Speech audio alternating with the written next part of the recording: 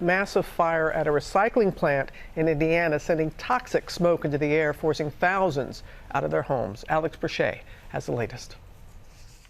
This morning, more than 2,000 residents in Wayne County, Indiana, ordered to evacuate after this fire erupted, spilling a toxic plume into the sky.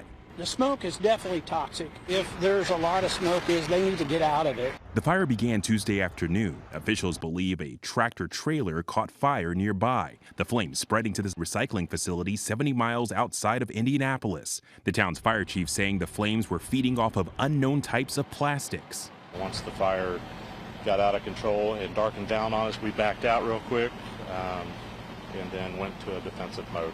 The blaze so big it could be seen on these satellite images from the National Weather Service. The flames sending nearby residents sprinting to shelter. So many of us were outside looking at this spectacle.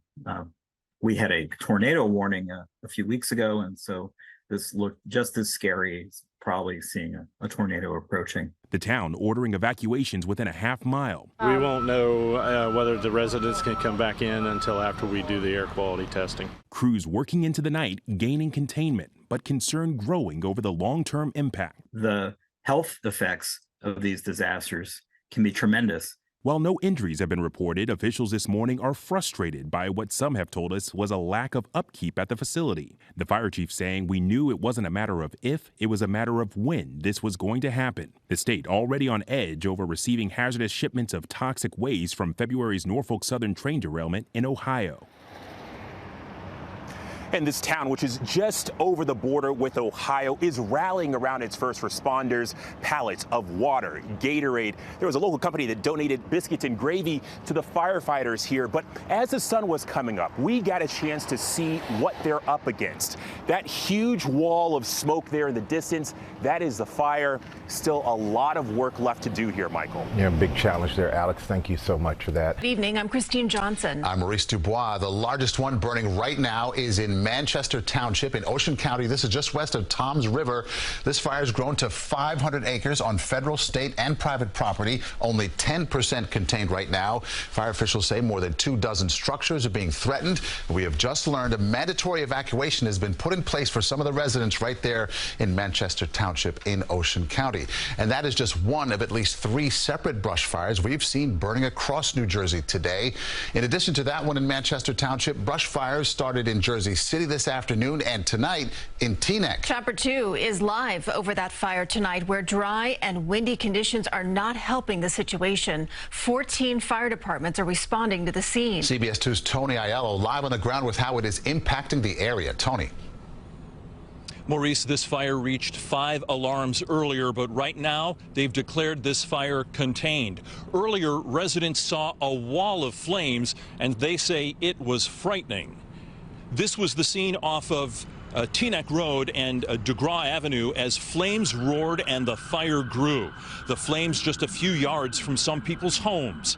Teaneck police put out a social media alert warning everyone near the Teaneck portion of Overpeck Park to take precautions, but police did not recommend any evacuations. The park is an 800-acre undeveloped wooded area, the fire impacting about 10 of those acres. Firefighters working long hours to put enough water onto this fire to bring it under control. The state of New Jersey says such fires as we're seeing tonight are not unusual in April, which is considered the peak month for wildfires. All of North Jersey listed by NJDEP as being at very high risk for wildfires. And the Bergen County executive tells me they're going to stay on alert. Tomorrow's supposed to be hotter, and so the risk will even increase more. So we're on heightened alert here in the county. You know, we're so populous, the most populous county in the state of New Jersey, but you have areas like this, and so you have to make sure that you're well prepared, and we are here in Bergen County. You could see tonight's flames from I-95, from I-80, from busy DeGraw Avenue. It was a relatively large wildfire for this part of Bergen County. Tonight it has been declared that it has been contained. There was one firefighter who was taken from the scene after reporting some chest pain. That firefighter being treated at a local hospital, and they're going to leave fire equipment here overnight for both fire watch and to continue to put out any hot spots. They This is breaking news from Channel 7 Eyewitness News. And we begin with breaking news out of Long Island. 3 fires breaking out across Nassau County, each within hours of each other. 2 homes and 1 flower shop badly damaged by intense flames. Crews racing to try to get it all under control. Eyewitness News reporter Lucy Yang joining us now from Woodbury with the latest. Lucy. Well, Mike, volunteers out here on Long Island firefighters out here are volunteers, which means for many of them, Easter celebrations today took a back seat as they raced from one fire emergency to another. We're in front of Jack and Rose's florist shop, which you can see the building is completely gone, the business downstairs, as well as the 3 apartments upstairs. Over in Brookville, Long Island, where houses are stately and properties are expansive, a 2-alarm fire ripped through the upper floors of this large home this afternoon, destroying the upper floors. The first alarm was called in at around 1:45 and quickly went to 2 alarms, which means about 150 firefighters from neighboring towns came rushing to help here on Fruit Ledge Road. They were able to put the blaze under control within 90 minutes. But the problem was this was not the only blaze. Over in Levittown, another home erupted in flames, this one at 423 Holmes Street. We're told there was some kind of explosion as firefighters tried to enter the structure, forcing everyone to retreat and fight the blaze from the exterior. The blaze appears to have started in the basement. 2 firefighters were treated for non-life-threatening injuries. The home completely destroyed. 3 fires in one afternoon proved taxing for the volunteers who protect these communities and who scramble to keep their neighbors safe. Everybody's calling each other mutual aid to help cover, on a Sunday, Easter Sunday, to try to get, to extinguish all these fires. And you're relieving some of the units here? Yeah, we're relieving as many as we can now to go if Syosset still needs assistance to try to get them out.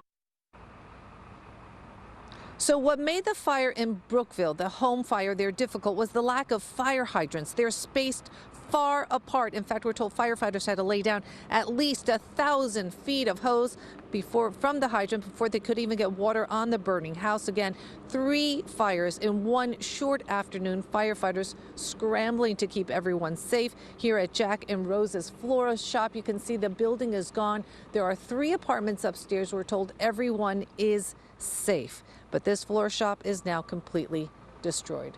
We're live in Woodbury, Long Island tonight. I'm Lucy Yang for Channel 7 Eyewitness News. The fire now hitting a 3rd alarm at Faith Lutheran Church in Cambridge. This is on Broadway. These are live pictures you're looking at right now, where you could see just a lot of smoke coming from the steeple there. News Center 5's Emily Maha is now there live on the scene. Emily, what do you know?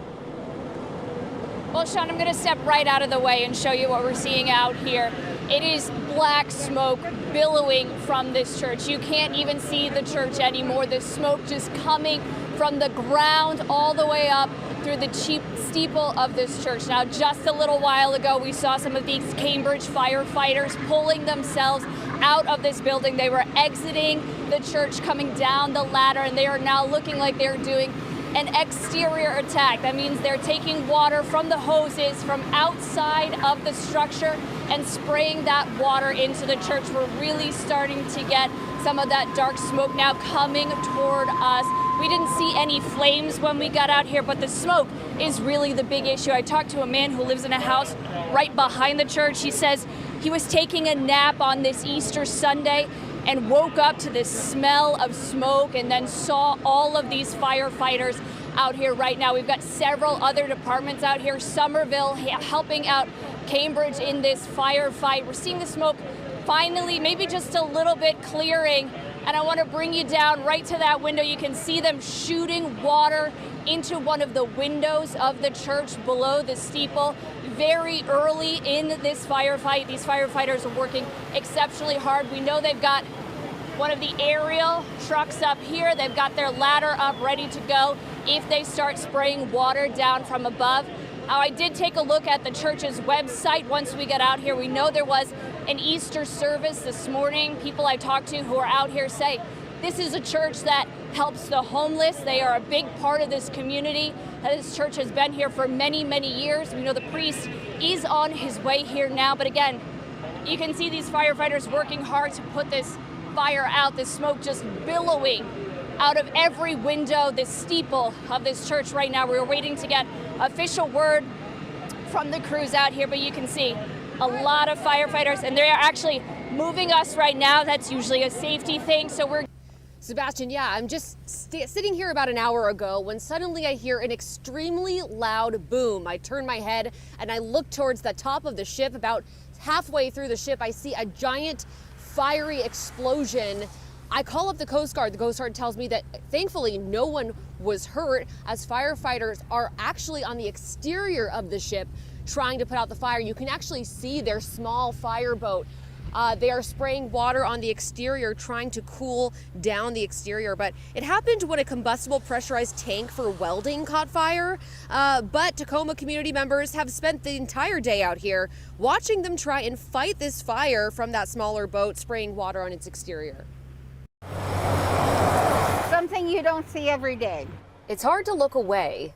Oh my, look at that black smoke. From an alarming spectacle like this. Wouldn't be surprised if we had some flames. It looks like it's actually catching on fire again. A Trident seafood ship. It's about to cook. Suffering caused a fire that burned 12 buses in the city's Potrero Hill neighborhood. Huge flames, thick smoke right near Interstate 280. KTVU's Dave Detling joins us now live from the scene with the latest on this investigation. Dave?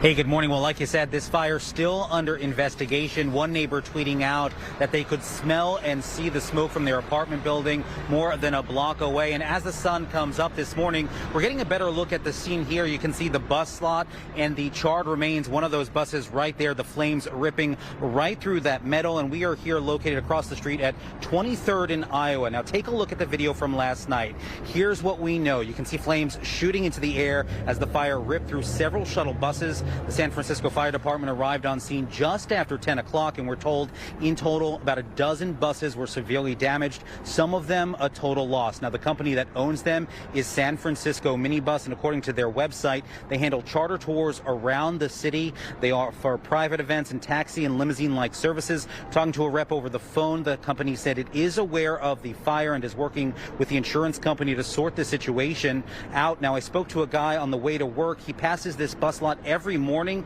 He said the charred buses come as a shock. I've never seen this before until today, you know. And what goes through your mind? Emergency crews in Bangladesh are working to douse a massive fire that ripped through a popular market Tuesday morning. Fire officials say the blaze broke out in the Dhaka shopping complex that is home to more than 3,000 businesses and the country's famed cloth trade. So far, no casualties have been reported. The Army has actually been called in to help control the large crowds of people in that area. At least 50 fire units remain on the ground to control the blaze. An investigation into the cause of the fire is now underway.